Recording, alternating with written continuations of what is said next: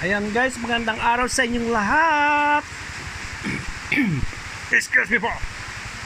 For the first time, umulan din. Kasi ilang araw nang napakainit ng panahon dito sa province. So, yan. Napakaganda ng panahon ngayon at umulan. Lalamig na ang panahon at lalamig na rin ang aking ulo. Kasi, ayun, sumasabay yung init ng ulo sa init ng araw. So ngayon ay malakas ang ulan, dumadagundong sa yero. Ayan, yan. Oh. So sana hindi ito yung hindi ito yung bagyo o hindi ito yung kakaroon ng bagyo.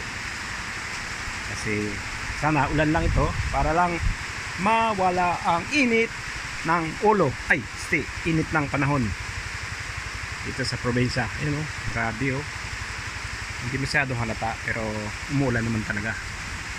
So gaganda ang panahon ngayon. Ewan ko lang bukas kung maganda pa rin. Kaya nga guys, thank you Lord at umulan dito sa probinsya, mawawala yung init.